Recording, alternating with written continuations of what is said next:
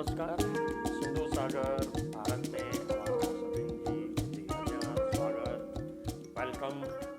असां ॾिसी रहिया आहियूं किताब कहिड़ो डॉक्टर चोएथराम प्रताप राय गिदवाणीअ जी जीवनी, जेको संघ लोक सेवा आयोग में रखियल आहे जीवनी जे रूप में। मां तव्हांखे ॿुधायो कि डॉक्टर चोएथराम गिदवाणीअ जी जीवनी रुगो जीवनी न आहे, पर सिंध जी स्वतंत्रता आंदोलन जी हिकु इतिहास बि आहे।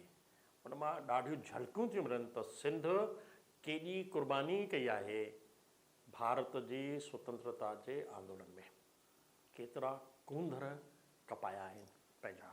हुन में हेमू कलाणी बि हिकु आहे।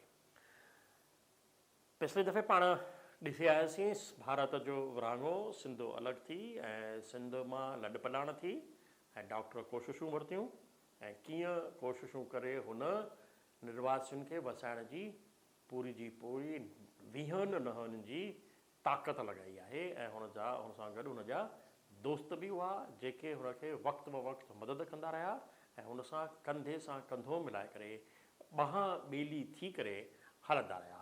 हाणे अॻियां था वधूं पिया। भारत आज़ादु थी वियो आहे ऐं उन में चूंडूं थियणियूं आहिनि लोकसभा जूं, त डॉक्टर बि लोकसभा जी चूंडुनि में बीहे थो पियो। कीअं थो बीहे, अचो त सॼी डिस्कस था कयूं, उन था ॾिसूं। 1950 जे आकाश ते अजीबो ग़रीब बादल पखिड़िजी विया। रफ़ी मोहम्मद किदवई, आचार्य जे बी कृपणाणी, श्री प्रफुल्ल चंद घोष, सुचेता कृपणाणी, कृष्णदास पालीवाल, गोविंद सहाय, इहे जेके नेहरूअ जा ख़ासि हुआ, इहे नेहरूअ खां अलॻि था थी वञनि हली। इहे कांग्रेस छॾे था ॾियनि पिया, बिल्कुलु कांग्रेस खां अलॻि थी था वञनि हली। ऐं कांग्रेस खां अलॻि इन करे था थियनि छो जो निर्वासियुनि जी हालति जेका आहे उहा ॾिसी करे हुननि जो मन जेको आहे उहो दुखी थो थी पवे ऐं डॉक्टर चोएथराम गिदवाणी बि कांग्रेस छॾे थो ॾिए पियो। निर्वासियुनि खे वसाइण में डॉक्टर सर्वश्री पुरुषोत्तम दास टंडन, श्यामा प्रसाद मुखर्जी, सरदार हुकम सिंह, इन्हनि जो इहे जेके हुआ उहे मुख्य हुआ। इहे डॉक्टर हुकम सिंह जेको आहे पोइ वरी लोकसभा जो अध्यक्ष बि थो थिए पियो, उन्हनि हिनखे महिनत कई आहे हली।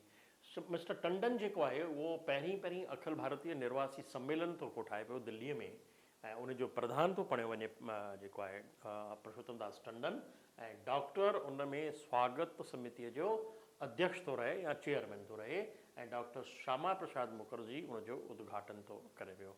श्यामा प्रसाद मुखर्जी उहो ई आहे जंहिं एक देश में 2 विधान 2 प्रधान नहीं होंगे, इहो जम्मू कश्मीर जी जेका हालति जेका जंहिंखे 370 सां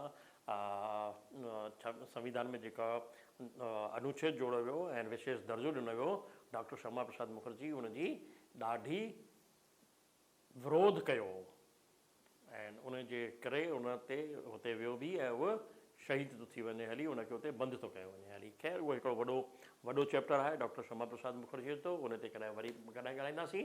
अॼु असीं रुगो डॉक्टर चोएथराम ते था ॻाल्हायूं पिया, त डॉक्टर श्यामा प्रसाद मुखर्जी बि डॉक्टर चोएथराम खे निर्वासियुनि खे वसाइण लाइ पूरी जी पूरी मदद कंदो हो हली।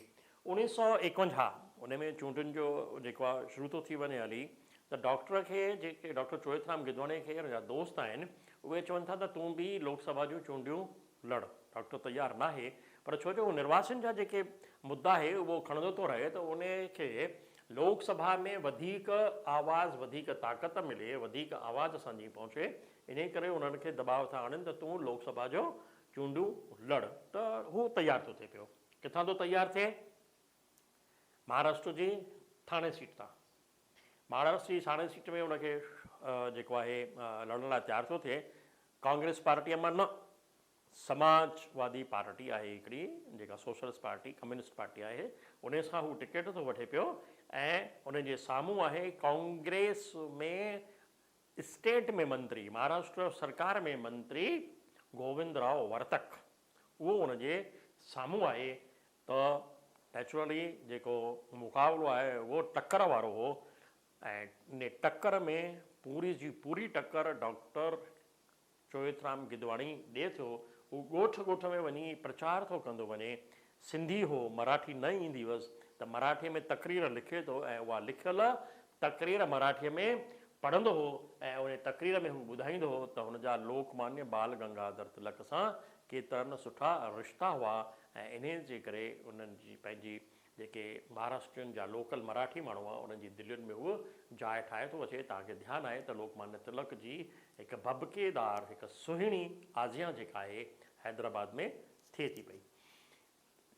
डॉक्टर्स जी मदद करण जे लाइ पूरे देश जा सिंधी अचनि था पिया, रुगो पूरो देश जेके बि निर्वासी आहिनि जेके अलॻि अलॻि शहरनि में वसियल आहिनि उहे ई न पर जेके पाकिस्तान में बि हुआ, यानी तंहिं टाइम में पाकिस्तान अची चुको, पाकिस्तान ठही चुको न 47 में, त उहे पाकिस्तान में जेके सिंधी हुआ हिंदू उहे बि अचनि था पिया, उनखे पैसे पंजर जी मदद था कनि पिया ऐं पूरी उते उनजी कन्विंसिंग बि कनि था पिया।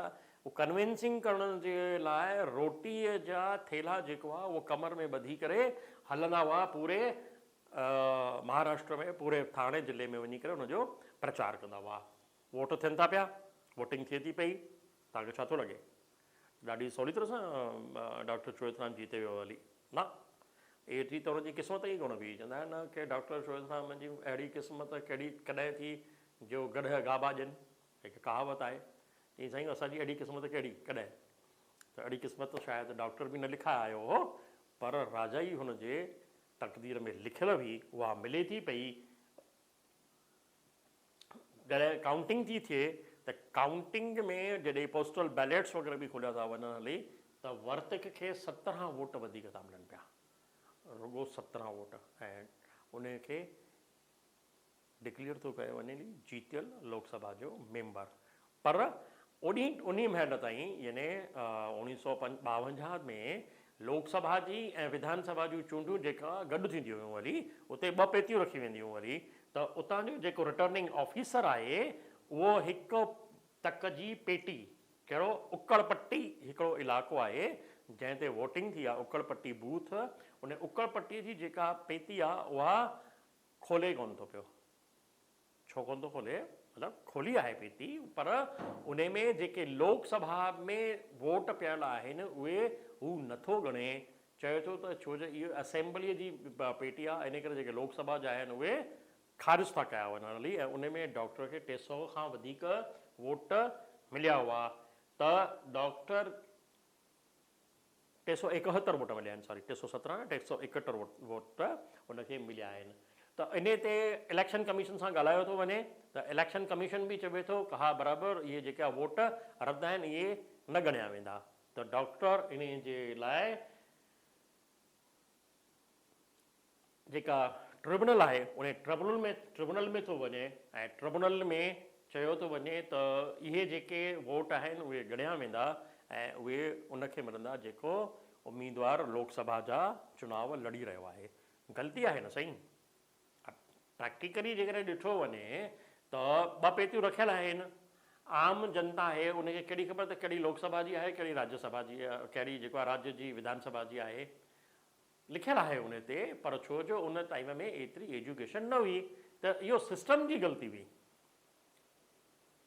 इलेक्शन जी ग़लती न हुई, माण्हुनि जी ग़लती। जेॾीमहिल हुननि वोट विधो पिए लोकसभा वारो त ओॾीमहिल जेको उते पदाधिकारी वेठल आहे उनखे ध्यानु रखिणो हो त हीअ असेंबलीअ जो आहे ऐं हीअ लोकसभा जो आहे, उन में विझणु घुरिजे। यानी सिस्टम जी ग़लती ऐं उम्मीदवार खे उनजी सज़ा, इहो को न्याय कोन्हे को, त कुदरत जो जेको न्याय आहे उन जे हिसाब सां उहो वोट ॻणिया था वञनि, ऐं डॉक्टर साहिबु 371 वोट मिलिया आहिनि त उहो जीतजी थो वञे हली। त डॉक्टर जॾहिं चूंडिजी थो अचे त उनजी ख़ुशीअ में जेको आहे ॾाढो फस्ट क्लास उनजो भपकेदार स्वागत थो कयो वञे हली, किथे पैरामाउंट सिनेमा में, थाणे जी पैरामाउंट सिनेमा आहे उन में थो कयो हले हली।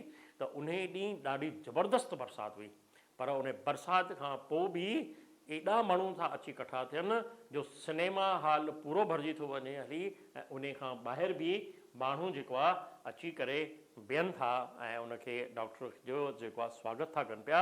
उन स्वागत में प्रोफेसर घनश्याम दास जेठानंद, नानक ज्ञानचंद मोटवाणी, सेठ परसराम पारूमल बि शामिल थिया हुआ, ऐं डॉक्टर जी ॾाढी सुठी आज़िया थी थिए। सिंध मुंबईअ जे सभिनी संस्थाउनि जी जेका आहे हिकिड़ी मीटिंग कोठाई थी वञे हली, ऐं उते कवासी हॉल में वॾो हिकु जलसो थो रखियो वञे हली। हिकिड़ो माना थाणे में ज़िले में थियो आहे जेको पैरामाउंट सिनेमा में थियो आहे, ऐं ॿियो कवासी हॉल में थियो आहे। इन जी जेका सदारत आहे उहो पुराणो हिकु बुज़ुर्ग वतन परस्त असांजो जेको आहे मुल्क जो मस्तानो देश प्रेमी राष्ट्रवादी लोकामल चेलाराम थो करे पियो। त लोकामल चेलाराम सां गॾु रामकृष्ण मठ जो स्वामी शंभूनाथ बि अचे थो पियो, जेको संस्कृत जे श्लोक सां साईं डॉक्टर चोइथराम गिदवाणी खे पंहिंजी आसीस थो ॾिए पियो। ऐं उन आसीस सां गॾु गॾु सॼे हिंद ऐं सिंध मां बि जेके तारूं आयूं आहिनि 300 खां वधीक, उन्हनि मां कुझु चूंडियल तारुनि खे उते पढ़ी करे ॿुधायो थो वञे हली। जलसे में न रुगो सिंधी पर मकानी मराठी माण्हू बि अची करे गॾु था थियनि पिया। उन्हनि में कुझु रिटायर्ड ICS बि शामिल आहिनि, यानी IAS बि शामिल आहिनि, जीअं तव्हां सुभाणे करे IAS थींदा। डॉक्टर जलसे में न रुगो निर्वासन जी सेवा जे बारे में ॿुधायो, पर विरहाङे जी कांग्रेस अधिवेशन में महात्मा गांधी अॻियां मुखालफ़त बि कई हुई। इहो बि चयो त असत्य जी सत्य ते जीत थी रही आहे, माना एॾो हुन ॻाल्हायो आहे महात्मा गांधी जे साम्हूं। हिंदू मुस्लिम मसाइलो कॾहिं बि हल न थी सघंदो। छो कोन हल थी सघंदो? छो जो भेदभाव धर्म जे आधार ते विधो वियो आहे हली, ॿिजी जेको आहे ग़लति पियल आहे। उन जो उदाहरण ॾिनो त अॼु कश्मीर जो मुंझियल मसइलो बि इन विरहाङे जो ई सिधो नतीजो आहे। उन टाइम ते यानी 1951-52 में अॼु जे टाइम में कश्मीर जो को मसइलो कोन्हे को। 370 अनुच्छेद हटी चुको आहे ऐं कश्मीर ऐं जम्मू जा माण्हू भारत जे मुख्य हिसे में हिसेदार बणिजी रहिया आहिनि। त डॉक्टर लोकसभा में निर्वाचन जा सुवाल सरकार साम्हूं पेश कंदो रहियो। खेसि जेतिरी उमेद हुई ओतिरी सरकार पूरी नथे कई। तंहिंखां पोइ बि हू सुवालनि जे मथां सुवाल पुछंदो रहंदो हो। जेकॾहिं सरकार चवंदी हुई त 90% जेको आहे कमु असां पूरो करे छॾियो आहे, त हुनखे चवंदो त मूंसां गॾु हली करे ॾिसो निर्वाचन जो 50% कमु बि पूरो न थियो आहे। तव्हां जेका 90% जी दावेदारी था कयो उहा ग़लति आहे। डॉक्टर लोकसभा में मेंबर आहे त हू एटमी बम जे ख़िलाफ़ बि आहे। एटम बम कॾहिं किरियो हो? सेकेंड वर्ल्ड वार में। किथे किरियो? हिरोशिमा में। त लोकसभा जे मेंबर हूंदे हू घणनि ई मुल्कनि जो दौरो थो करे पियो, मेंबर्स खे मोकिलींदा ई हुआ। त हिकु दफ़े जापान जे हिरोशिमा ते थो पहुचे वञी ऐं उते हुन ॿी महाभारी लड़ाईअ में जेको एटम बम किरायो आहे उनजी बर्बादी ॾिसे थो ऐं पाण अची लोकसभा में उनजी जेको आहे ज़बरदस्त हलचल थो हलाए त एटम बम जे ख़िलाफ़ु हुअणु घुरिजे, किथे बि एटम बम ठहणु न घुरिजे। उन सां गॾु जेको आहे हू पाण इन बम जे ख़िलाफ़ु जेका कॉन्फ्रेंस थी आहे जंहिंमें श्रीमती रामेश्वरी नेहरू ऐं कुझु ॿिया बि शामिल हुआ, उन्हनि सां गॾु बिना लली छिपीअ जे उन्हनि कॉन्फ्रेंस में पंहिंजा राया थो पेश करे ऐं हिकु लेख बि लिखियो आहे हुन जेको अख़बार में छपियो आहे। हिरोशिमा जी तस्वीर जेका आहे उहा कविता जे रूप में हुन पेश कई आहे, जेका मां तव्हांजे साम्हूं पेश थो कयां। उहा आहे पेज नंबर 277 ते ऐं 78 ते। लिखे थो, हिरोशिमा जी हैबत सिंधी ॻाल्हि करियां कहिड़ी, हिरोशिमा जी हैबत सिंधी ॻाल्हि करियां कहिड़ी, एटम बम जी आफ़त अहिड़ी, जीअं चुल्ह में काठियुनि भरी, जीअं चुल्ह में काठियुनि भरी माना काठियुनि जो वॾो झुगिटो। जीअरे जीव जलंदा रहिया ॼण दोज़ख बाहि ॿरी, दरिया में धूके पिया पर वेन लाश लुढ़ी, पलक में परलय थी विया सवे मुड़स मरी, पखी पशु मात थिया वण टण विया सड़ी, हर घर हाहाकार मची रोज राड़ो रड़ी, चेतन वैल सिंधी इहा वारता शल बणिजे की न वरी, बचिया कुझु बाक़ी करियां तिन जो कहिड़ो बयानु। यानी हेॾा माण्हू त मरी विया हली, पर उन खां पोइ बि कुझु बची विया। एटम बम जी जेका हमिलो थियो उन खां पोइ कुझु माण्हू बचिया, माना ॾाढा त मरी विया हली पर ॾाढा थोरा बचिया।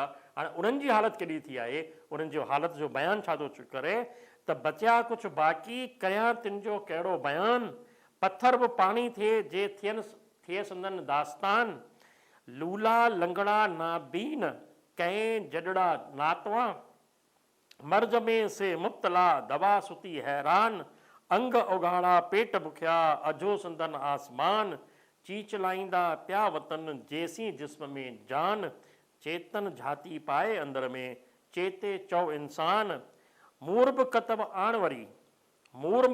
आण वरी इहो शैतानी सामान, करे ख़ात्मो जंग जो, लॼाए कीन हैवान, वॼाए साज साजीअ जो, मिली मोहबत जे मैदान, चेतन झूलाए झंडो अमन जो, जे चाहीं जगत कल्याण, जे चाहीं जगत कल्याण, त झूलाए झंडो अमन जो, यानी शांतीअ जो झंडो झूलाए।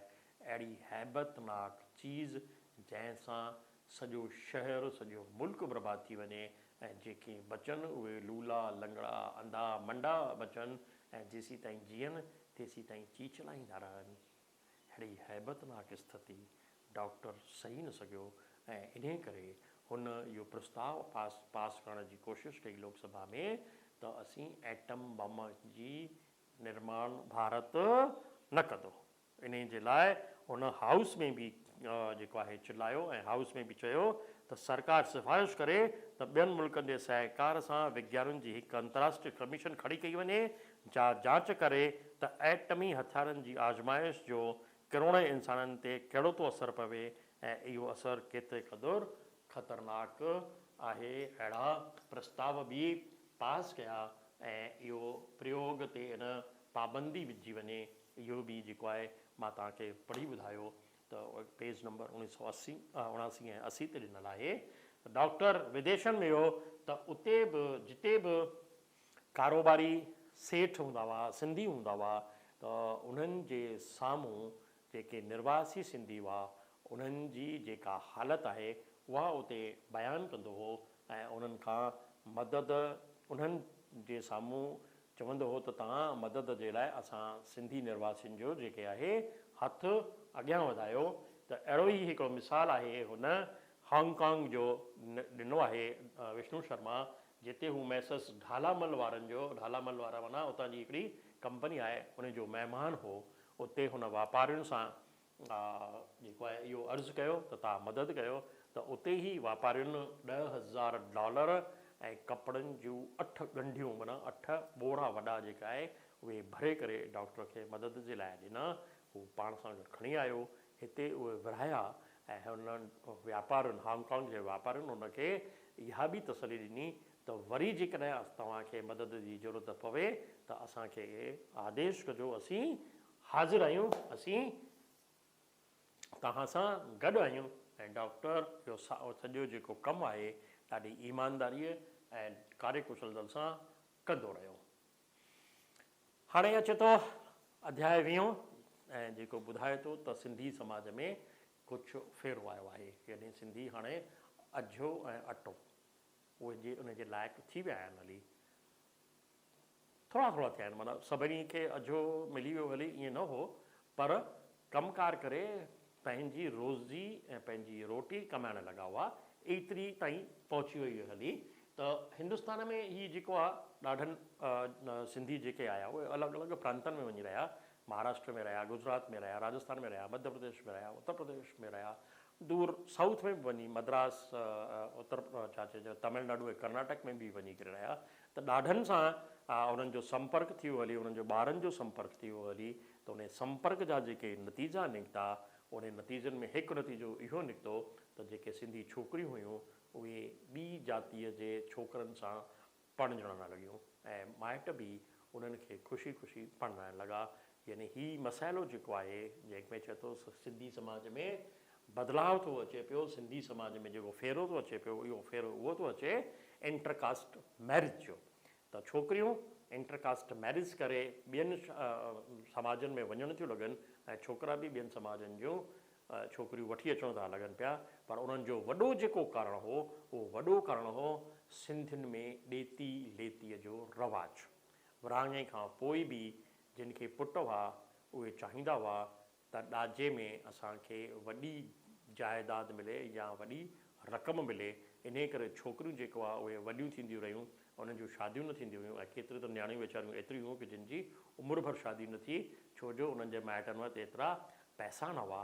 त जिते ॾाजो थो लॻे, माना हीअ केॾी वॾी असांजे समाज में बुराई आहे, उहा अॼु बि आहे, की जिते जेके माण्हू आहिनि उहे डिमांड था कनि पिया त मुंहिंजे पुट खे हेतिरा लख मिलणु घुरिजनि, हेतिरा करोड़ मिलणु घुरिजनि, हुनजी ॻाल्हि छॾे ॾियो। त इन जे करे छोकिरियूं जेको आहे ॿियनि समाज जे छोकिरनि जे लव अचण में अचणु लॻियूं, ऐं लव मैरिजिस थियणु लॻियूं आहिनि हली, इन्हनि ते बि डॉक्टर जेका पंहिंजा बेबाक राया ॾिना आहिनि। हिकु लेख में इन जो वॾो करणु हुन ॾेती बि ॿुधायो आहे। इन लेख जी आख़िरी पैरा में जेको लिखियो आहे उहो आहे 284 पेज ते।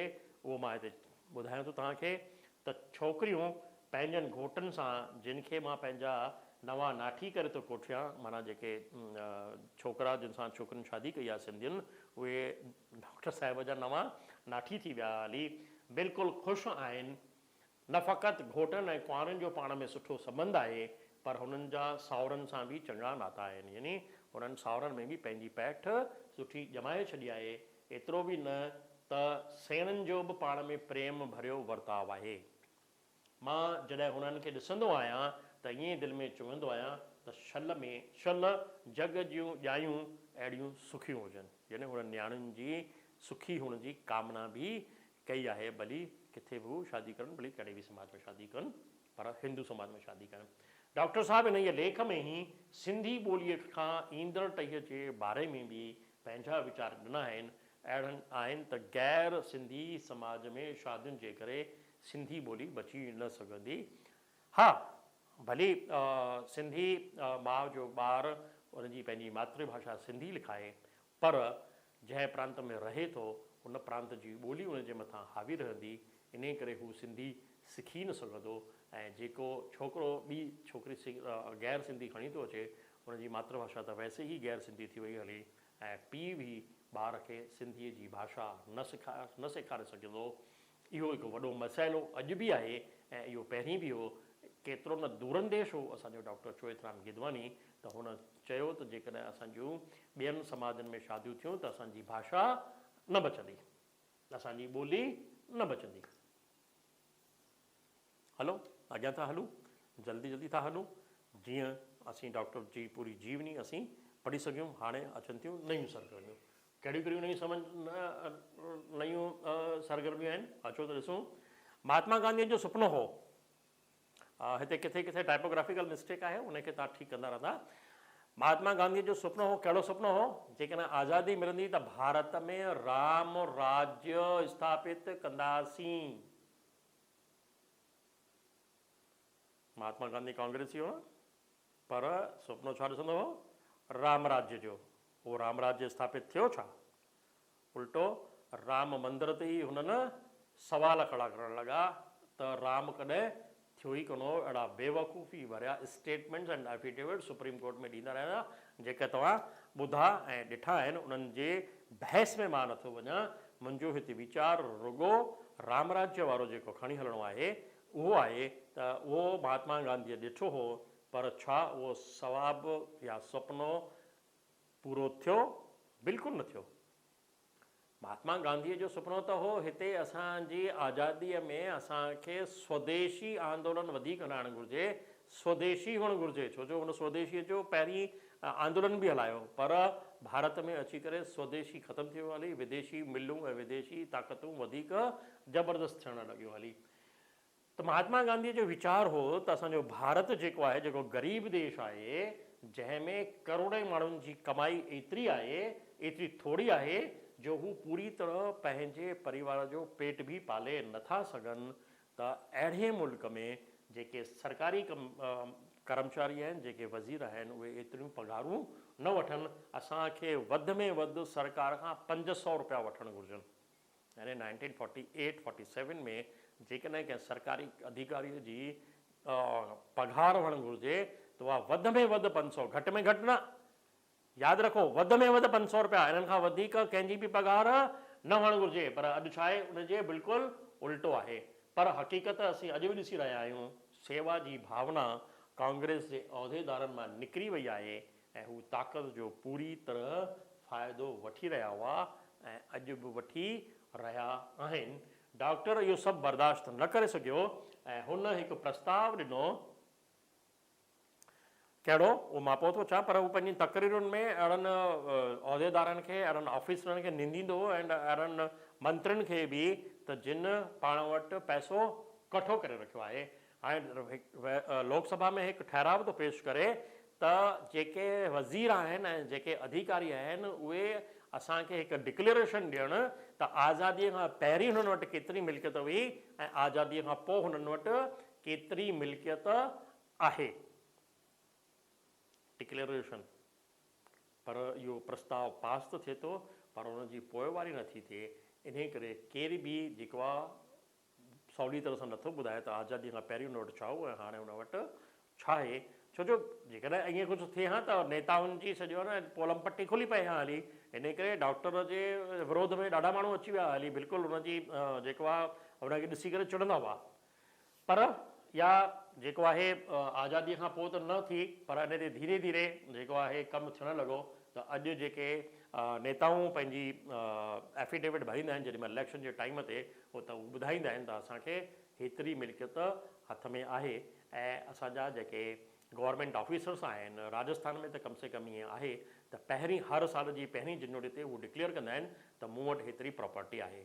माना जेकॾहिं इहा अॼु हिंदुस्तान में लागू थी सघी आहे त उन जे पुठियां जी जेका सोच आहे उहा सोच बि असांजे सिंधी MP लोकसभा जे मेंबर डॉक्टर चोएथराम गिदवाणी जी हुई। ॿियो केरु अहिड़ी पेश नथे करे सघियो त तव्हां वटि केतिरो आहे इहो ॿुधायो। चलो अॻियां था हलूं पिया। अजमेर जी हिकु मीटिंग में डॉक्टर तक़रीर कंदे चयो हो त अॼु वज़ीरनि खे ताक़त जो नशो आहे ऐं जे वज़ीर अहिड़ा त सरकारी कर्मचारियुनि खे कहिड़ो ॾोह। Page number 287। त मां अचां थो पेज 287 ते ऐं इहे जेके हुन चयो आहे मां तव्हांखे पढ़ी थो ॿुधायां। उहे बि वज़ीरनि जे नक्शे कदम ते हली रहिया आहिनि, पर उन्हनि सभिनी खे यादि रखणु घुरिजे त जॾहिं आम जनता जी तलब अॻियां अंग्रेज़ झुकी विया ऐं पंहिंजा टपड़ ॿधी हलिया विया त पोइ इहे वज़ीर ऐं इहे सत्ताधारी कहिड़ी चीज़ आहिनि जे ख़ुशीअ सां पाण न सुधारियऊं ऐं अवाम खे पीअण जा रस्ता न छॾियऊं त हिकु वॾो इनकलाब ईंदो ऐं ईंदो ज़रूरु। दुनिया जो इतिहास पढ़े, इतिहास इहा शायदि थो ॾिए त इनकलाब ईंदो ई आहे। डॉक्टर चोएथराम जॾहिं मेंबर थी आयो त न इहो वक़्तु सरकार जे निर्वासी खाते जे वज़ीर अजीत प्रसाद जैन हो, जेको निर्वासी माण्हुनि सां रुलियो मिलियो पियो ऐं सदाई निर्वासियुनि जी ॾुख ऐं पीड़ा अखियुनि सां ॾिसंदो रहंदो हो ऐं उन्हनि जा कोशिशूं बि कंदो रहंदो हो। डॉक्टर 1952 खां 57 ताईं जेको आहे लोकसभा जो मेंबर रहियो त अजीत प्रसाद जैन सां वक़्तु बि मिलंदो रहंदो हो ऐं उनखे ॿुधाईंदो रहंदो हो त ही कर या हू कर। उनजी एॾियूं डिमांड्स हूंदियूं हुयूं जो उहो जेको वज़ीर आहे वीचारो परेशान थी पियो। अजीत प्रसाद जैन वञी नेहरू वटि बीह रहियो, हिन डॉक्टर खे सम्झाए यार ही रोज़ु रोज़ु तो मूं वटि अची करे बीह रहे, मां हिन जूं डिमांड्स पूरियूं कंदे कंदे कंदे कंदे थकिजी पियो, हाणे मूं में ताक़त कोन्हे, तूं घुराए करे हुनखे सम्झाए। त नेहरू छा थो चए अजीत प्रसाद जैन खे त डॉक्टर जेको चवे थो तूं उन ते अमल कर, ॿियो कुझु न कर, उन ते कोई आङुर न खण, छो जो डॉक्टर जेको चए थो उहो सच आहे। अजीत प्रसाद जैन खां पोइ जेको आहे इन जेको निर्वासी खातो आहे, निर्वासियुनि जो डिपार्टमेंट आहे, रिहेबिलिटेशन डिपार्टमेंट, उन जो वज़ीर थो ठहे पियो मेहरचंद खन्ना। उहो बि कमु ॾिसे थो पियो ऐं हुन स्टार्टिंग में ॾाढे उत्साह सां कमु कयो आहे ऐं डॉक्टर चोएथराम सां, आचार्य किलपाणी सां, बख्शी टेकचंद ऐं गोकुल चंद ऐं नारंग सां मिली करे ऐं इकबाल सिंह सां हिकु मीटिंग बि कई आहे ऐं मेहरचंद खन्ना इहो क़बूल बि कयो आहे त निर्वासियुनि जी हालति बदतर थी वञे ऐं उन जा जेके मसइला आहिनि उन्हनि खे हू हल करण जी पूरी पूरी कोशिशि वठंदो, छो जो मंत्री जो कमु ई आहे मुश्किलातुनि खे हल करणु। जेकॾहिं कोई रूल्स न ठाहियल आहिनि त उन्हनि खे रूल्स खे ठाहिणु ऐं उन्हनि खे लागू करणु। श्री खन्ना डॉक्टर सां गॾु कुझु हंधनि ते घुमी बि आयो ऐं निर्वासियुनि जी समस्याऊं ॾिठियूं ऐं उनखे हल करण जी पूरी पूरी कोशिशि बि कई आहे। खन्ना जी क़यामकारीअ में ई निर्वासियुनि जी समस्याउनि खे हल करण लाइ चङियूं कोशिशूं थियूं आहिनि ऐं डॉक्टर पूरी कोशिशि सां लॻो रहियो आहे ऐं इन कोशिशुनि जे लाइ उनजी जीवनी जेका आहे ओॾीमहिल जी उहा 290 पेज ते मिस्टर हशू केवल रामाणी आहे उन लिखी आहे। उहा मां तव्हांखे 290 ते लिखी आहे, मां उहा तव्हांखे पढ़ी थो ॿुधायां त हुनजी जीवत जेका आहे उहा कहिड़ी रही आहे। उहा हुन सां ॻाल्हाइण खां पोइ हुन लिखी आहे। यादि अथव डॉक्टर साहिबु उहे साल महीना ॾींहं ऐं रातियूं जेके पाण में गॾु गुज़ारियूंसीं, कहिड़ो न अजब ज़मानो हो। यादि अथमि त कीअं ॾींहं राति पंहिंजे शरणार्थी भाउरनि जी शेवा में तव्हां पंहिंजो आराम हराम करे छॾियो हो।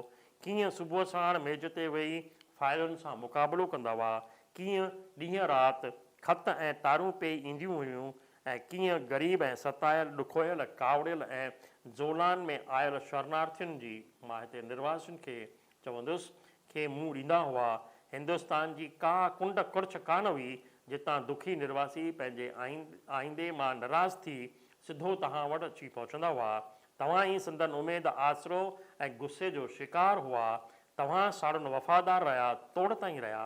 मगर घणनि आज़ादीअ जे महनदारनि इहो महसूसु कयो त जॾहिं संदन उहिदनि माण्हुनि जो वक़्तु आयो, तॾहिं तव्हां लाइ आज़ादीअ जे फटियल सिपाहियुनि जो कर्ज़ु पूरो करणु फ़र्ज़ु थियो।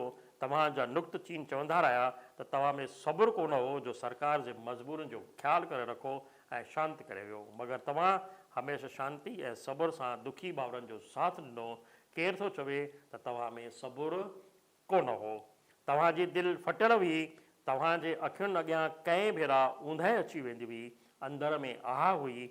मगर मुश्किलात वक़्तु पिणु हिकु कहिड़ी मज़ाक सां चर्चो करे चवंदा हुआ, ग़रीब शरणार्थियुनि खे पिणु खिलाइण जी कोशिशि कंदा हुआ, गारियूं ॾियणु ईंदा हुआ त तव्हां मुस्कंदा हुआ, हथ जोड़ींदा हुआ ऐं खेनि सम्झाइण जी कोशिशि कंदा हुआ।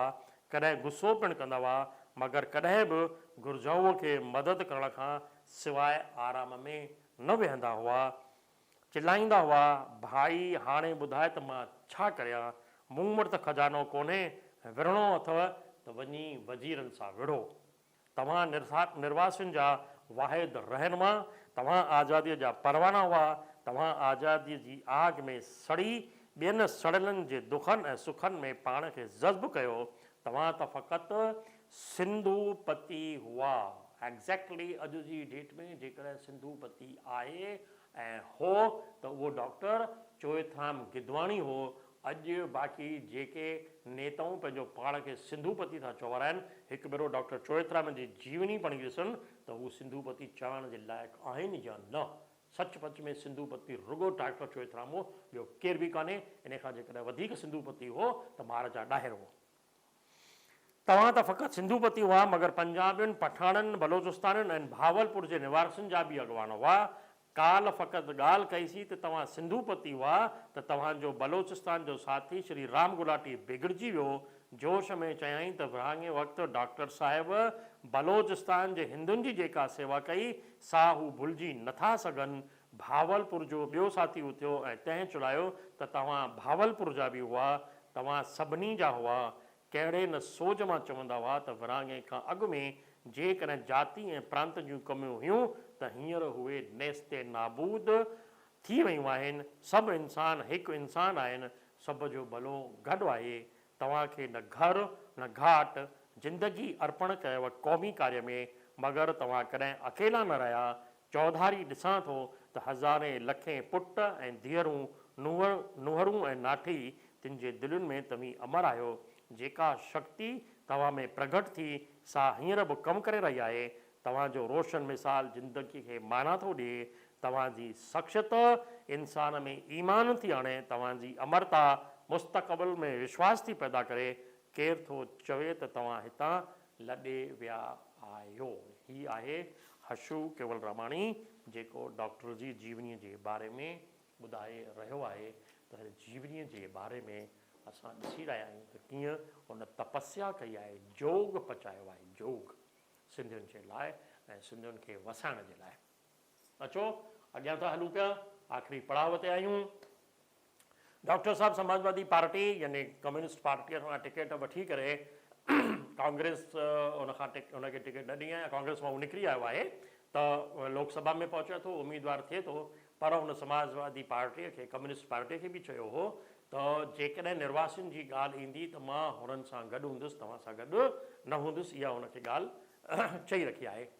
डॉक्टर जहिड़ो ईमानदार, सचो सेवादारी, सचो देशभक्त, जंहिंजे लाइ देश पहिरियों, समाज पहिरियों, उहो जेकॾहिं कांग्रेस खां ॿाहिरि आहे त इहा कांग्रेस जी बेइज़ती। डॉक्टर जी बेइज्जती न हुई आहे। त इहा बेइज्जती उनखे बर्दाश्त नथी थिए पई त पुरुषोत्तम दास टंडन जेको आहे उहो कोशिशूं थो वठे त डॉक्टर वापसि कांग्रेस में अचे। नेहरू बि इन ते सहमत आहे त बराबरि डॉक्टर जहिड़ो कार्यकर्ता, डॉक्टर जहिड़ो नेतृत्वकर्ता असां वटि कांग्रेस में अचणु घुरिजे। त उन्हनि सभिनीनि जी कोशिशुनि ते, उन्हनि जी गुज़ारिश ते, उन्हनि जी अर्ज़ ते, प्रार्थना ते डॉक्टर वरी कांग्रेस जॉइन थो करे पियो ऐं कांग्रेस जो शान ऊंचो थो करे। डॉक्टर जो शान न वधियो, कांग्रेस जो शान वधियो। के माण्हू हूंदा आहिनि जिन जे करे पार्टी हूंदी आहे, पार्टीअ जे करे माण्हू न हूंदा आहिनि। त डॉक्टर अहिड़ो हो जंहिंजे करे कांग्रेस पार्टीअ जो कद वधी वियो। इहा ॻाल्हि अलॻि आहे त हू निर्वासिन जी आवाज़ बणजंदो रहियो। 1957 में वरी चूंडियूं थियूं थियनि पियूं। अगेन असेंबली एंड लोकसभा ॿई गॾु आहिनि, माने नेशनल जेका आहे लेवल जी ऐं प्रांतिक लेवल जी ॿई चुनाव। छो जो अॻे ॿई अलॻि हूंदा हुआ, वन नेशन वन इलेक्शन हूंदी हुई। त पोइ विच में गड़बड़ थी वई, मध्यावधि चुनाव थिया, हीअ थिया हू थिया, त कुझु राज्यनि में कॾहिं, कुझु राज्यनि में कॾहिं लोकसभा, कॾहिं त विधानसभा, कॾहिं सभु अलॻि अलॻि थी वियो हली। वरी बि वन नेशन वन इलेक्शन हुअणु घुरिजे। त 1957 में महाराष्ट्र में चङी छिकताण थी अची वञे हली। छो जो कांग्रेस ईअं पिए चाहियो त गुजरात ऐं मुंबई हिकु प्रांत थी करे रहनि, पर महाराष्ट्रनि चाहियो थिए त मुंबई जेको आहे उहो गुजरात खां अलॻि थिए ऐं उहो महाराष्ट्र प्रांत में अची वञे हली। त अहिड़ी हालति में डॉक्टर वरी उतां ई थो बीहे पियो जितां पहिरीं बीठो, यानी थाणे ज़िले मां थो बीहे पियो। उते हाणे प्रांतिक भावना ॾाढी वधी वई आहे हली ऐं डॉक्टर उतां हाराए थो वञे। हालांकि जेके सिंधी वोटर हुआ उहे डॉक्टर खे दिलो जान सां चाहींदा हुआ। उन्हनि जी, छो जो हू उन्हनि जी आवाज़ हो, लोकसभा में उन्हनि जो वाहिद अॻवान हो, सिंधियुनि खेसि वोट ॾिना, पर प्रांतिक भावना जे करे डॉक्टर हाराए थो वञे। त लोकसभा जा नवां मेंबर अचनि, हिन खां पहिरीं जेके लोकसभा जा पुराणा मेंबर हुआ उन्हनि जी हिकु मीटिंग थींदी हुई। इहो पहिरीं को रूल हूंदो हो। त उन में 1957 में हिकु मीटिंग थी थिए। उन मीटिंग में जेके हुन वीचार रखिया आहिनि न, मां सम्झां थो त मार्वलस आहिनि, मार्वलस। ॾिसो छा थो चए पियो, डॉक्टर निर्वासिन जे फ़ाइदे जी कोशिशि वरिती। बजट ते तक़रीर कंदे हिकु मुख्य सुवाल ॾांहुं सरकार ऐं अवाम जो ध्यानु छिकायो, उहा हुई फ़ौजी ताक़त वधाइण जी। यानी असांजे देश जी फ़ौजी ताक़त वधाइणु घुरिजे, इन जी तरफ़ हुनजो ध्यानु थो छिकाए पियो ऐं चए थो सॼे देश में नौजवाननि खे जंगी सिख्या ॾियण जी ऐं उन जो ॾियणु घुरिजे ऐं उन जो चार्ज मिस्टर भोसले जेको आहे उनखे ॾियणु घुरिजे। छो जो उन भोसले जेको आहे मिलिट्री जी सुठी ट्रेनिंग वरितल हुई ऐं जेकॾहिं अंग्रेज़नि जे ज़माने में हुजे हा त हू हिकु सेनापति हुजे हा, यानी कमांडर इन चीफ हुजे हा। इन ई रिथा जी ठाकुरदास भार्गव जेको हिकु मेंबर आहे उहो विच में उथी करे पुठ भराई थो करे त बराबरि असांजे हिंदुस्तान जे नौजवाननि खे देशभक्ति जे लाइ फ़ौजी ट्रेनिंग ॾिनी वञणु घुरिजे। डॉक्टर चूंडनि जो नतीजो आहे उन ते बि ध्यानु थो छिकाए पियो त जेको असांजे देश में कुझु ताक़तूं आहिनि जेके फूट पैदा करे रहियूं आहिनि हली ऐं असांजा नौजवान उन जे वकड़ में अची विया आहिनि हली। इन ई करे इहो ज़रूरी आहे त सलामतीअ जे लिहाज़ खां देशवासियुनि खे, ख़ासि करे नौजवाननि खे फ़ौज में भर्ती कयो वञे। नौजवाननि खे फ़ौज में भर्ती कयो वञे त माना अॼु जी असांजे देश में जेकॾहिं प्रधानमंत्री नरेंद्र मोदी जेका अग्निवीर योजना शुरू कई आहे उन जो बि मिसाल डॉक्टर चोएथराम गिदवाणी 1957 में लोकसभा में ॾेई चुको आहे त जेकॾहिं नौजवाननि खे फ़ौज में भर्ती करे तव्हां फ़ौज जी ट्रेनिंग ॾींदा त हुन में देश सेवा जी भावना वधंदी ऐं जेका लोकलाइट्स ऐं प्रांतिक हुननि जी भावना आहे उन खे हू घटि करण में कामयाबु वेंदी ऐं हू देश जी सेवा में अॻियां वेंदा। त भारत हिकु यूनिट आहे, उहा भावना हुननि में अची भरिजंदी। अहिड़ी बि प्रोपोज़ल, अहिड़ो प्रस्ताव डॉक्टर चोएथराम गिदवाणी 1957 में ॾेई चुको आहे त अॼु जी जेकॾहिं अग्निवीर योजना जेका आहे उहा उन जी पुठ भराई थी करे पई त नौजवान पहिरीं देश जी सेवा लाइ अॻियां वधनि, पोइ उन्हनि खे 4 साल 5 साल नौकरी ते सेवा मिलिट्री जी सेवा करण खां पोइ अची करे देश जी सेवा में अॻियां वधणु घुरिजनि। ऐं नेचुरल आहे त जेको मिलिट्रीअ में रही करे ट्रेनिंग वठी ईंदो उहो हिकु सख़्तु दिमाग़ ऐं दिलि वारो माण्हू हूंदो, उहो देश खां अलावा ॿी का ॻाल्हि सोचे न सघंदो। हुनजे दिमाग़ में भाषा प्रांत ऐं समाज न पर देश पहिरीं अची वेंदो हुई। अचो अॻियां था हलूं। 23 डॉक्टर जी आख़िरी तकरीर आहे, उहा आहे 1957 में हू बीमार थो थी पए। जून जुलाई अगस्त जो महीनो आहे, इन करे अजमेर में जेका हिकु प्रोग्राम रखियलु हो कॉन्फ्रेंस, उन कॉन्फ्रेंस में हू अची नथो सघे ऐं उनजी उनखे सदारत करणी हुई। उन सदारती तकरीर जेका आहे उहा हू लिखी थो मोकिले पियो ऐं प्रोफेसर घनश्याम जेको आहे उहा पेश थो करे ऐं इहो चयो थो वञे त इहा डॉक्टर साहिब जी आख़रीन तकरीर हुई ऐं इहा आख़रीन तकरीर इम्पॉर्टेंट आहे। इहा परीक्षा में असांखां पुछी बि वेंदी आहे। उहा आहे 296 खां 301 ताईं, यानी 5 पेज आहिनि पूरा। मां पूरा जा पूरा पेजिस तव्हांखे 5 ई पढ़ी थो ॿुधायां त डॉक्टर पंहिंजी तकरीर में छा लिखियो आहे। लोकसभा जे कम खां फ़ारिग़ थियण बाद मूं ते केतिरनि दोस्तनि ऐं घण घुरनि ख़तनि द्वारा चाहे रूबरू इहो ज़ोर पिया आंदो आहे त मां पंहिंजो वक़्तु सिंधी समाज जी सेवा में व्यतीत करियां। इन ई ॻाल्हि खां को बि इनकारी कोन थी सघंदो त सिंधी समाज हिन वक़्तु बिल्कुलु गैर रवाज़ी दौर मां लंघे रहियो आहे ऐं मंझसि नयुनि माली ऐं पंगिती हालतुनि जे करे अहिड़ियूं अख़लाक़ी कमज़ोरियूं ऐं हीणायूं पैदा थियूं आहिनि जो अंदेशो आहे त जेकॾहिं सिंधी समाज जे ख़ैर ख़्वाहनि इन्हनि कमज़ोरियुनि ऐं हीणायुनि खे दूरि करण जी कोशिशि न कई त सिंधी समाज जो बुनियादु न रहंदो ऐं समूरो समाज डावाडोल थी पवंदो। मां ॼाणा थो त इहो कमु निहायत कठिन ऐं मुश्किल आहे, पर इन ई करे हथ ॿधी विहण बि वाजिबु कीन आहे। इन ई दृष्टिअ खां उन्हनि खे हुजे जस जे अहिड़ियुनि हालतुनि हूंदे बि हथ पेर हलाए रहिया आहिनि, उन्हनि खे साथ ॾियणु मां पंहिंजो फ़र्ज़ु थो सम्झां। इन ई करे मूं सम्मेलन जी सदारत करणु क़बूलु कई आहे।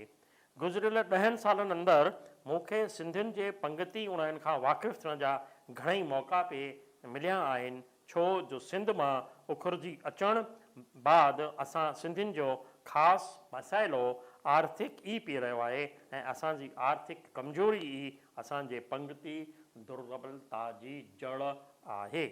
पंगिती उणायूं यानी सामाजिक कमज़ोरियूं असां सिंधियुनि जो ख़ुलासो वरसो कीन आहिनि।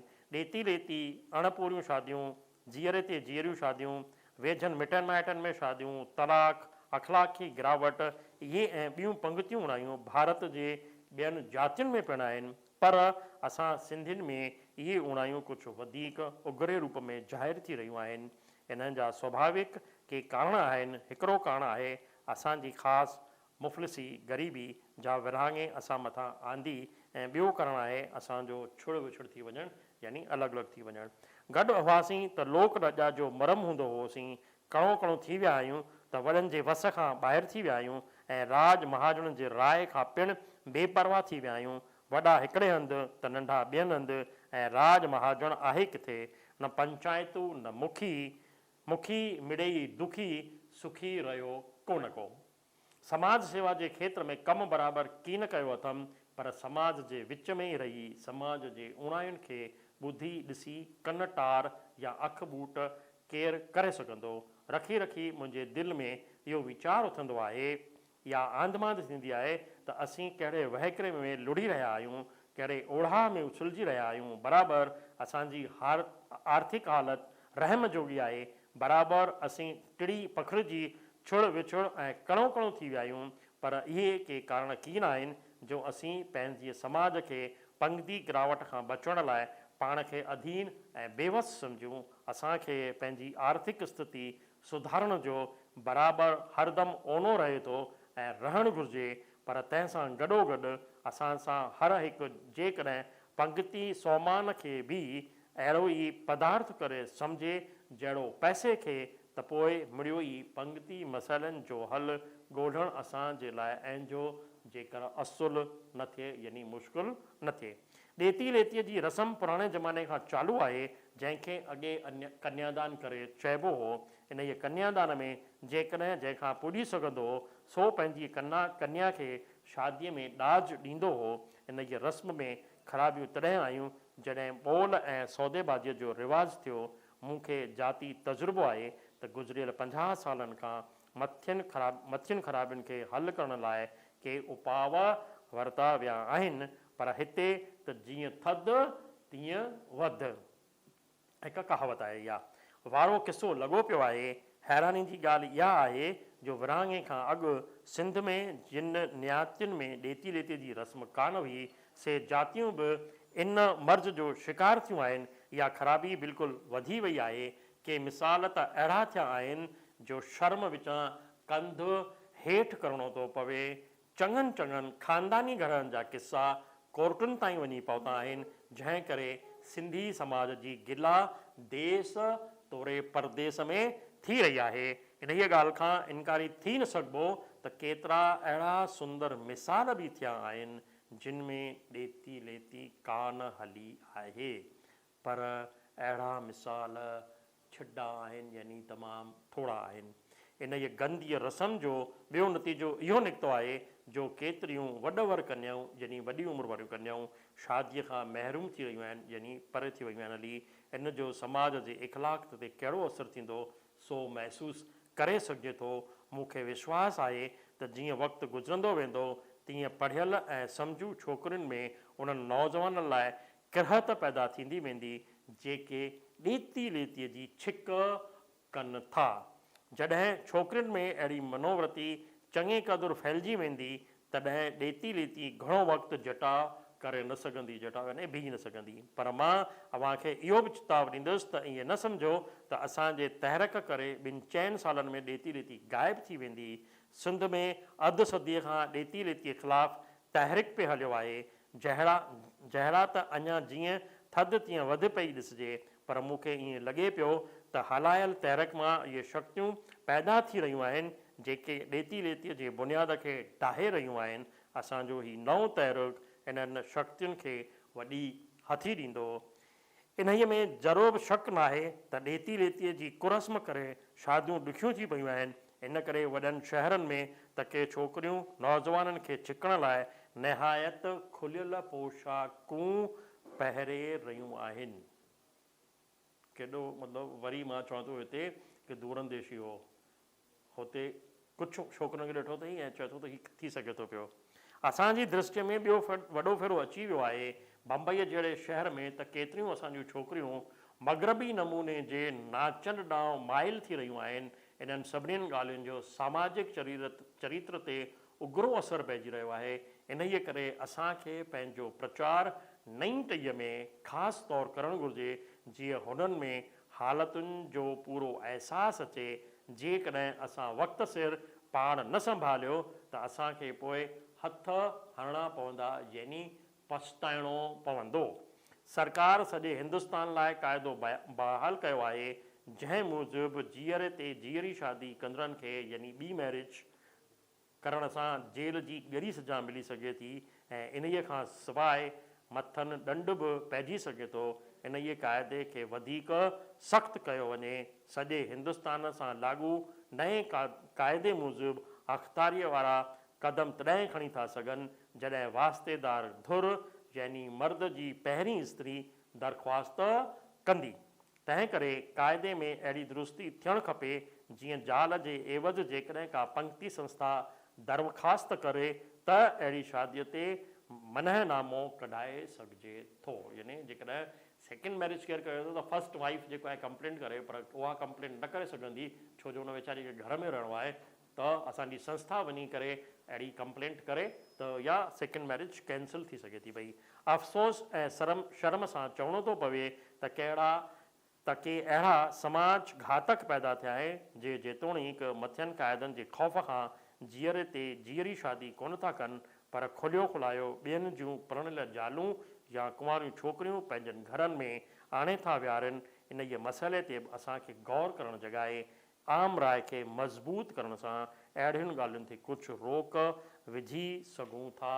इहा आहे डॉक्टर साहिब जी पछाड़ी तकरीर ऐं असांजे समाज खे चेताव त असीं ॿी शादी न कयूं ऐं टियों ॾेती लेती न वठूं ऐं असांजी छोकिरियूं मग़रबी फैशन न कनि। इन ते हुन चेतावनी असांजे समाज खे ॾिनी आहे। इहा हिकु इम्पॉर्टेंट आहे जेको क्वेश्चन घणेई भेरा इम्तिहान में ईंदो आहे। अचो अॻियां था हलूं पिया। असांजो डॉक्टर चोएथराम बीमार थी पियो आहे। नेचुरली हर हिक जी उमिरि आहे, साईं वटां हू उमिरि लिखाए थो अचे पियो, असां सां गॾु केतिरो थो रहे पियो इहो साईं खे ई ख़बर आहे, भॻवान खे ई ख़बर आहे, ईश्वर खे ई ख़बर आहे। हुन जेके हयाती ॾिनी आहे उन हयातीअ में असीं केतिरो समाज परिवार ऐं पंहिंजे लाइ हजूं पिया।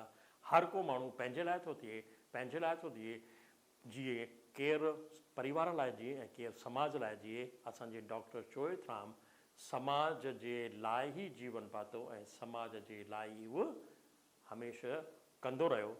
त 1957 जो जून ऐं जुलाई जो महीनो आहे, जून जुलाई अगस्त, उन में हू बीमार थो थी पए हली ऐं उन बीमारीअ में हू मुब्तला थींदो थो वञे, वधीक बीमार थो थींदो वञे ऐं उनखे नॉर्थ कोट नर्सिंग होम में भर्ती थो कयो वञे हली, जिते हुन हयातीअ जा पछाड़ी जा 6 हफ़्ता यानी क़रीब 1.5 महीनो अस्पताल में गुज़ारियो आहे। छो जो इन खां पहिरीं ई जेको 1957 में हुन चूंडूं लड़ियूं हुयूं, वापसि लोकसभा जे लाइ बीठो हो, त हुन जूं मशगूलियूं वधीक हुयूं। हुन पंहिंजी तपास कराई आहे, पंहिंजी जांच कराई आहे, पर पंहिंजे स्वास्थ्य ते एतिरो ध्यानु हुन न ॾिनो आहे। हुन हूंदे हुन डॉक्टर गिल्डर ऐं डॉक्टर कोहिया खां जांच कराई हुई, पूरो इलाजु न करायो, बसि रुगो नवासियुनि खे वसाइण ऐं सिंधियुनि जी जेके तकलीफ़ूं आहिनि उहे दूरि थियनि उन में ई लॻो वियो हली। त हुनखे टंग में सूर हो, त हुन सोचियो त शायदि इहो साइटिका जो सूरु आहे। उन खां अलावा हुनजे पेट में अॻियां हिकु फटु हो ऐं तव्हांखे यादि आहे त डॉक्टर चोएथराम खे जेको आहे दम जी बीमारी बि हुई, हिकु दफ़ो पहिरीं बि बीमार रही चुको आहे सिंध में ई। इन खां पोइ हुनजी बीमारी जेका आहे उहा वधंदी थी वञे पई हली ऐं संदसि इलाज लाइ बॉम्बे में वॾा वॾा डॉक्टर था अचनि, जंहिंमें doctor Modi, doctor P Master, doctor झलवे इहे आहिनि। पर जेको डॉक्टर जंहिंजे नज़रदारीअ हेठि हू नर्सिंग होम में भर्ती थियो, डॉक्टर वज़ीराणी, उन चयो त डॉक्टर खे कैंसर आहे। उन जी इहा जेका अॻकथी हुई उहा बिल्कुलु सच थी। डॉक्टर फेफड़नि जी कैंसर जो जेको आहे मरीज़ निकितो ऐं उन बीमारीअ हिनखे रुगो पूरी तरीक़े सां वकोड़े छॾियो हली। उन हुनजी जेका आहे बीमारियुनि जी ॾाढी चीचलाईंदड़ हूंदी आहे। कैंसर जे मरीज़ खे ॾाढी वॾी तकलीफ़ थींदी आहे जेकॾहिं तव्हां ॾिठो हुजे त, पर डॉक्टर खे इहा न ॾिसणी पई या थोरी सी घटि ॾिसणी पई, छो जो हुन समाज जी सेवा कई हुई, भॻवान जी हुन ते महिर हुई, त हुन अहिड़ी चीचलाईंदड़ जेका हालति आहे उहा ॾाढी हुनजी घटि रही। तॾहिं बि हू चवंदो हो त, छो जो माण्हू त चाहींदा न डॉक्टर वापसि उथी खड़ो थिए ऐं हुनजी स्वास्थ्य ठीकु रहे, जीअं वापसि जनता जी सेवा करे, त हू चवंदो हो त मूंखे का सुई हणी करे ख़तमु करियो, मूं हयातीअ जो हीउ दौरु पूरो कयो आहे, मूं में अजायो मोह रखी करे मुंहिंजी पीड़ा न वधायो। अड़े मौत, मां तुंहिंजी आज्ञा करियां थो, तूं छो पुठिते पियो आहीं। इहे जेके अखर हू चवंदो रहंदो हो। ऐं कॾहिं कॾहिं नर्सिंग होम मां जॾहिं समुंड ॾिनियारींदो हो त उहो चवंदो हो त मेरी जीवन नैया है मज़दार में, न जाने कब डूब जाएगी। संदसि आख़िरी इच्छा हुई त हू अखियुनि जेको आहे दान करे, पर तंहिं टाइम में आई बैंक कोन हुई ठहियल, त उहा उनजी इच्छा पूरी न थी सघी। पर कॾहिं कॾहिं हू चवंदो हो त मुंहिंजो हीउ पूरो शरीर जेको आहे उहो समुंड जे हवाले करे कयो, जीअं इहो मच्छियुनि जे कम में अचे। त मां सम्झां थो त इहा हिकु देहदान वारी जेका ॻाल्हि आहे उहो बि डॉक्टर चवणु चाहींदो हो। मृत्यु खां हिकु ॾींहुं अॻु जेको आहे उहो पंहिंजनि वेझनि दोस्तनि ऐं माइटनि खे सॾे करे उन्हनि सां ॻाल्हाए थो पियो ऐं थोरो वक़्तु हुननि सां रिले मिले थो पियो, रहे थो पियो, उन्हनि खे पंहिंजी ॻाल्हि बि ॿुधाए थो पियो। उन खां पोइ हुनखे इंजेक्शन थी लॻे हिकु निंड जी, उहा निंड जी इंजेक्शन अहिड़ी थी जो हू बेहोश थियो ऐं हुन बेहोशीअ मां उहो वरी न उथी सघियो। 13 सेप्टेंबर 1957 राति जो 11:36 ते हुन हिन दुनिया मां फ़ानी दुनिया मां चालाणो कयो आहे, जंहिंजी ख़बर बिजलीअ जे करंट जा सॼे देश में फैलिजी थी वञे ऐं माण्हू ओछंगारो ॾेई रुअण था लॻनि पिया। त हुननि पंहिंजो हिकु नेतृत्व कर्ता, पंहिंजो सॼण जेको आहे उहो विञाए छॾियो। सुबुह जो हुनजो शरीर हुनजे भाउ नानक निवास तरफ़ रवानो थो कयो वञे। हली जिते पहिरीं खां ई माण्हुनि जी वॾी भीड़ हुई जेके पंहिंजे नेता जी आख़िरी दर्शन करण लाइ अची करे बीठा हुआ ऐं उन जी अर्थीअ खे कंधो ॾियण लाइ बीठा हुआ। हुनजो जेका अर्थी आहे उहा हिकु सजियल ट्रक ते रखी थी वञे ऐं उनजे मथां क़ौमी झंडो यानी तिरंगो झंडो थो जेको आहे उन जी देह खे पारायो वञे। छो जो लोकसभा जो मेंबर थी रहियो हो, इन करे उनखे अहिड़ी सलामी स्वतंत्रता सेनानी बि हो, त उहा हिन जो इहो हक़ बि हो। उतां 11:30 बजे निकिरे थी पई ऐं इहो जेको आहे अंतिम यात्रा अची करे पहुचे थी बाणगंगा शमशान भूमिअ ते, जिते उनजो भाइटियो जेको आहे श्रीमान मंघाराम उनखे मुखाग्नि थो ॾिए पियो। ऐं डॉक्टर जी अंतिम यात्रा में मुंबई प्रदेश जे कांग्रेस कमेटीअ जो प्रेसिडेंट के शाह, जयराम दास दौलतराम, प्रोफेसर राम पंजवाणी ऐं उतां जी संस्थाउनि जा वॾा वॾा बानीगार शामिल था थियनि। राम पंजवाणी पंहिंजी मंडलीअ सां हुन सां गॾु हलंदो रहियो ऐं भॼन गीत उते ॻाईंदो रहियो ऐं ओछंगारूं बि ॾींदो रहियो। अहिड़ियूं भॼन मंडलियूं ॾाढियूं हुयूं जेके चोएथराम गिदवाणीअ जी अंतिम यात्रा में शामिल हुयूं। डॉक्टर जी जेका अंतिम यात्रा आहे उन शमशान भूमिअ में, उते जयराम दास दौलतराम हिकु श्रद्धांजलि थो ॾिए।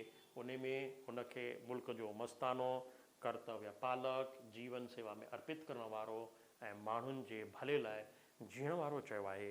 डॉक्टर खे श्रद्धांजलि जयराम दास दौलतराम न ॾिनी आहे, पर ॾाढनि ॾिनी आहे।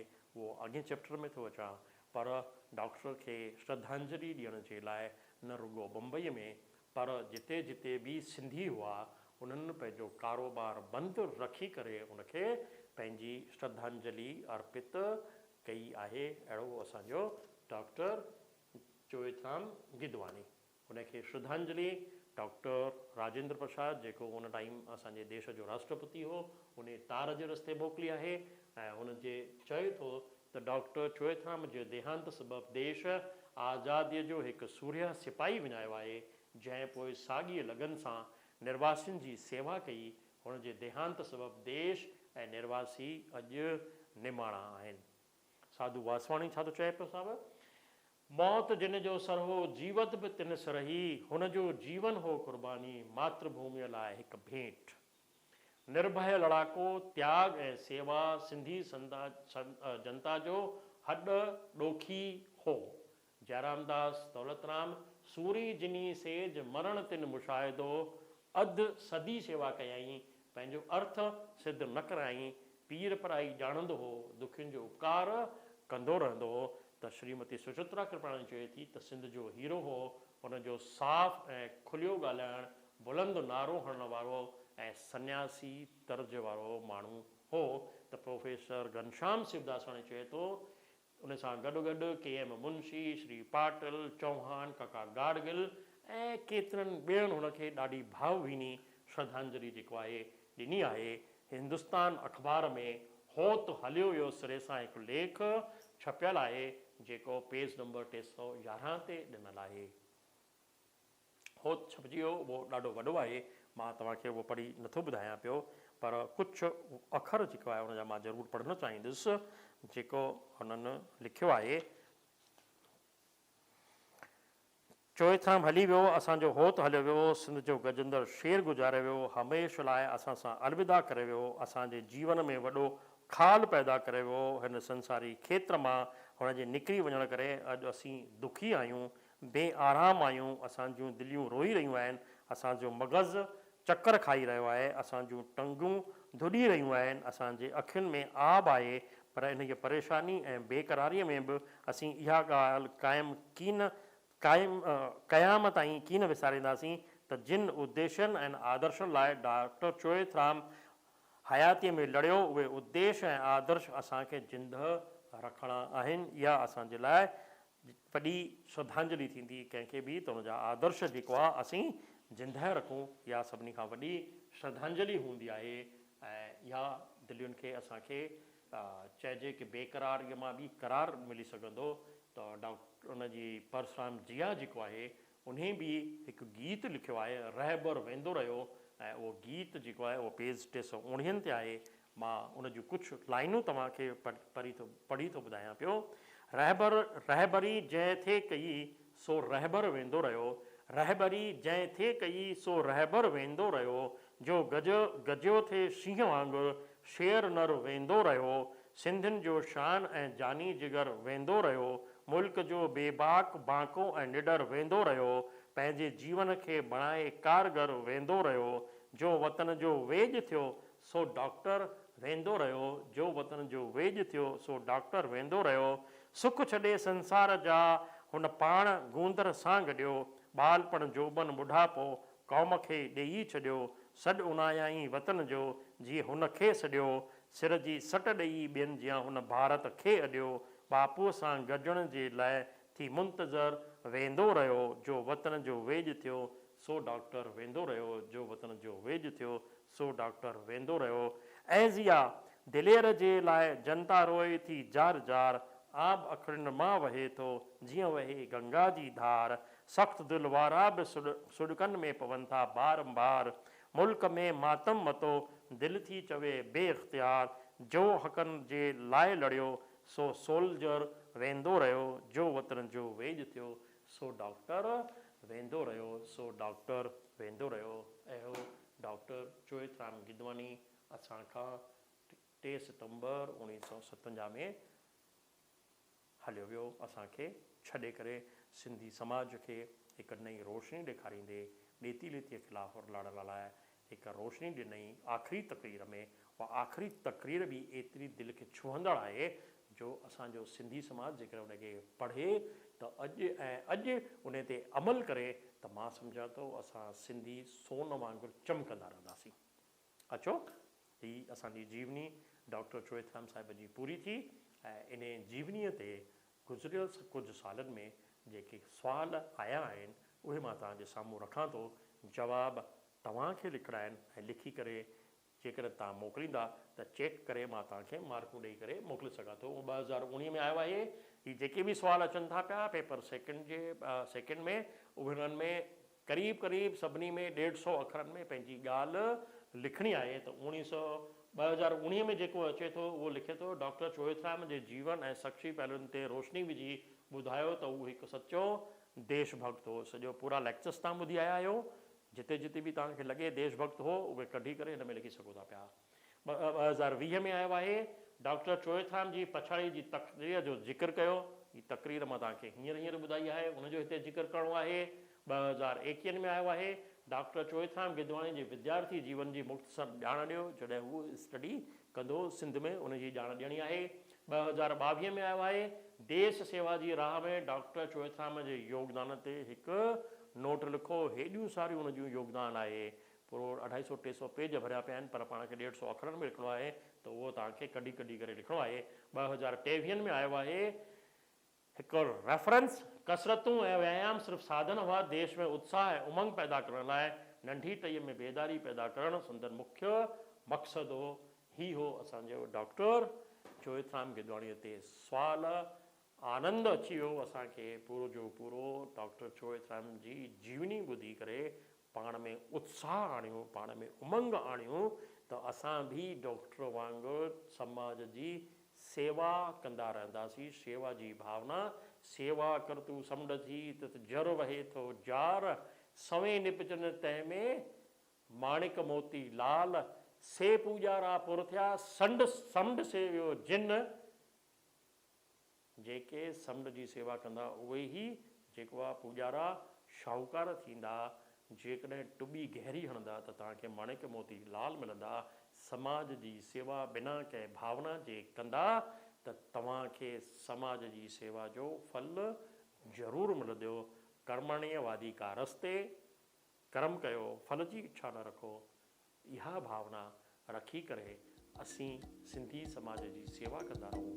इन भावना खे अॻिते वधायूं। ऐं तव्हां नौजवाननि मां इहा ई मूंखे उमेदु आहे त डॉक्टर जे जीवन मां कुझु न कुझु कराए करे नौकरीअ खां पोइ समाज जी सेवा कंदा रहंदा त तव्हांजो ऐं तव्हांजे पूरे परिवार जो ऐं पूरे देश जो नालो ज़रूरु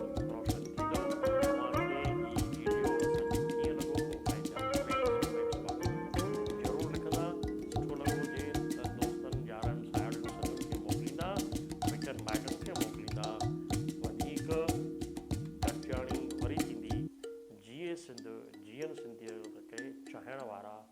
जय भारत जय हिंद।